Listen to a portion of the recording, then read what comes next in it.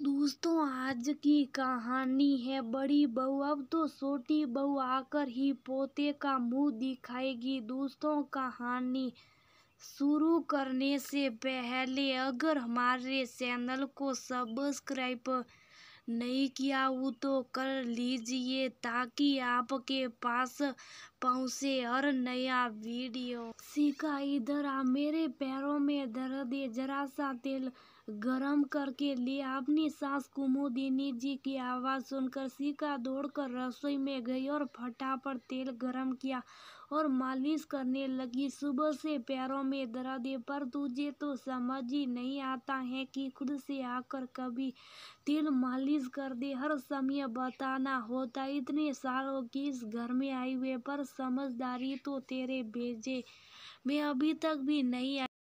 हे भगवान, तूने मुझे क्या साट कर बहू दी है जो सास की तकलीफ भी नहीं समझ सकती है। अपने दोनों हाथों को ऊपर की ओर करके खिसियाते हुए कुमुदिनी जी बोल रही थी। शिखा सुनती जा रही थी और नजरें नीची करके मालिश किए जा रही थी। थोड़ी देर में उसे अपनी 1 साल की बेटी गुड़िया के रोने की आवाज सुनाई देती है। लगता है वो उठ गई। मम्मी जी, मैं उसे दूध पिलाकर आती हूँ, बस 2 मिनट। मालिश नहीं करी और बेटी को संभालने का बहाना मिल गया। कौन सा बेटा रो रहा? अरे बेटियों तो पैदा ही रोने और रुलाने के लिए होती है। पोते का मुंह देखा देती तो ये पैरों का दर्द लेकर नहीं बैठती, उसे संभालती, पुचकारती।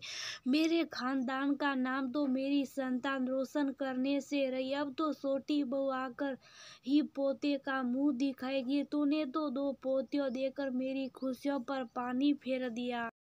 शिखा समझ नहीं पा रही थी, हर बात उसकी बेटियों पर ही आकर क्यों रुक जाती है। आखिर मम्मी जी को अपनी संतान की संतान इतनी बुरी क्यों लगती है। वह चुपचाप जहर के घूंट पी गई। शिखा का स्वभाव ही ऐसा था कि वह अपनी तकलीफ किसी को नहीं बताती थी। वो उठकर गुड़िया को संभालने सकती, उसे बड़ी मुश्किल से सुलाया। शाम के 5 बज चुके थे, खाने की तैयारी करनी थी। ससुर जी जल्दी खाना खा लेते हैं। उसके पैरों में भी आजकल दर्द रहने लगा था। दिन भर रसोई में खड़े होकर काम करती थी, शरीर का भार पैरों में आता था। फिर दोनों बच्चों को संभालना, घर संभालना। ना तो ढंग से खा पाती थी, ना ही आराम कर पाती थी। नींद भी पूरी नहीं होती थी। पैरों के साथ कमर में भी दर्द रहने लगा था, फिर भी वो चुपचाप तकलीफ सहकर काम कर रही थी। रात का खाना बनाकर, रसोई समेटी, बर्तन मांजे, सबके कमरे में जाकर दूध का गिलास पकड़ाया। अपने कमरे में गई थी कि दोनों बेटियां मम्मी मम्मी कहकर लिपट गई। शिखा ने दोनों को सुलाया। इतने में लोकेश आ गए। क्या बात है, बहुत देर कर दी, मैं कब से इंतजार कर रहा हूँ। पत्नी के दर्द की परवाह किए बिना लोकेश को अपने पति होने का हक निभाने की जल्दी थी। शिखा का दर्द के मारे बुरा हाल था, पर इस घर में बहुओं को अपनी तकलीफ बनाने की मनाही थी। सास ससुर जड़ से सुना देते थे, बहुओं को कोई दर्द नहीं होता, वो काम से बचने का बहाना ढूंढती। इसलिए शिखा अपनी तकलीफ किसी को नहीं बताती थी।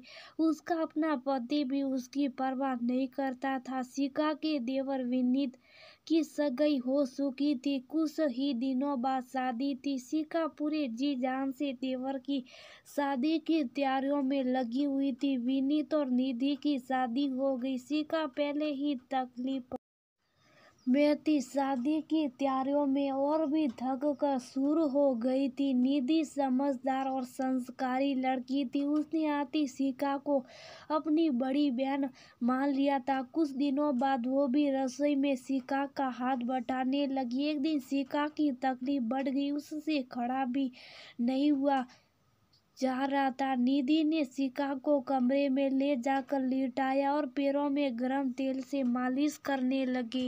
तभी उधर से कुमुदिनी जी ने देख लिया। शिखा को काम के समय पलंग पर लेटे हुए देखकर उनका गुस्सा 7वें आसमान तक जा पहुंचा। ये क्या तरीका, घर में इतना काम कर पड़ा और तू सो रही है। फालतू दर्द का बहाना मत बना और अपना काम निपटा। बहुओं को इस तरह आराम करना शोभा नहीं देता है। मैं तेरी सब नौटंकी जानती हूँ। घर में देवरानी क्या एक आराम फरमाने लगी। चल उठ वरना।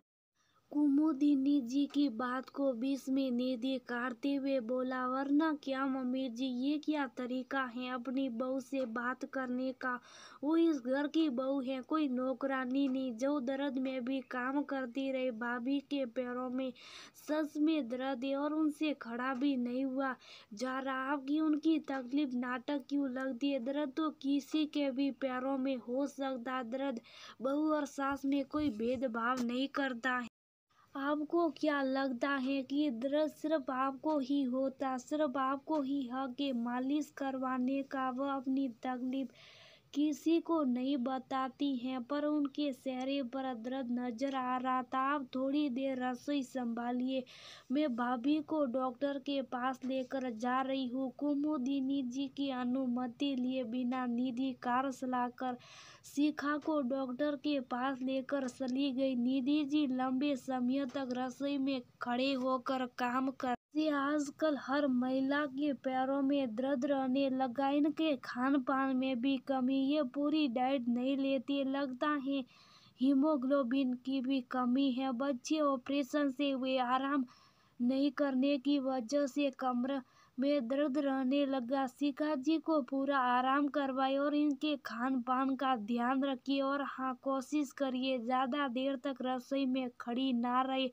रसोई के भी कुछ काम बैठकर निपटाए सकते, ये कुछ दवाइयाँ दे रही हूँ, बाकी आप समझदार है, अपनी दीदी का ध्यान रखिए। डॉक्टर ने दवाई लिखते हुए कहा। शिखा को घर आकर निधि ने पूरा आराम करवाया। निधि का बिंदास रूप देखकर कुमुदिनी जी की अकल ठिकाने आ गई।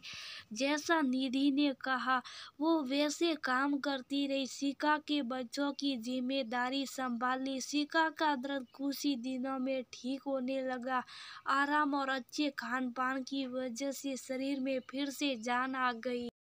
शिखा भाभी, आपको इतनी तकलीफ थी और आपने किसी को बताया नहीं। चुपचाप सहते रहिए, गलत है। अपनी शरीर की आप ही उपेक्षा करोगे तो दूसरा तो करेगा ही। भाभी, अपनी तकलीफें बताना सीखो। कोई आपसे आकर नहीं पूछेगा कि आपको क्या परेशानी है। कोई नहीं कहेगा कि आराम करो। हमें खुद अपने लिए सोचना होगा। मैं तो जरा भी दर्द होता काम छोड़ देती हूँ। दर्द सहकर भी काम करते रहो, ये तो हम अपने साथ खुद ही अन्याय कर रहे हैं। भाभी, हम बहुए हुए तो क्या हुआ, इंसान तो है, दर्द तो होता ही है ना। मन तो करता आराम मिल जाता, आज हम काम ना करें, यहाँ काम छोड़ दे। यहाँ निधि, तुमने छोटी होकर मुझे जीवन का बहुत बड़ा पाठ सिखाया है। मैंने कभी अपनी परवाह नहीं की तो घर वाले ने भी नहीं की। मैं तकलीफ में हूँ, मुझे आराम चाहिए था कि मैं इलाज चाहिए। अपने दर्द के लिए आपको ही बोलना होता, तभी तो वो तकलीफ दूर होगी। सबकी परवाह के चक्कर में मैं अपनी परवाह करना भूल गई। तुमने देवरानी होकर मेरे लिए इतना सब किया। शिखा भाभी, सही मैं आपको भाभी बोलती हूँ, पर मैंने दिल से आपको अपनी बड़ी बहन माना और मैं जीवन भर अपनी बहन के साथ हूँ। निधि ने शिखा को गले लगा लिया। देवरानी और जेठानी का ये प्रेम देखकर कुमुदिनी जी सतर्क हो गई कि अब उन्हें इस घर में इज्जत और सम्मान से रहना है तो बहुओं को भी तकलीफ समझनी होगी। बहुओं की तकलीफ नाटक क्यों समझी जाती, ये बात मुझे आज तक भी समझ नहीं आई। घर में सबको तकलीफ हो सकती है, पर बहू को कोई दर्द हो तो उसे बहाना बता दिया जाता है। इसके अतिरिक्त बहुएं भी तकलीफ सहती रहती हैं, अपनी तकलीफ बताती नहीं। दर्द को सहना समझदारी नहीं है, दर्द को दूर करना समझदारी है।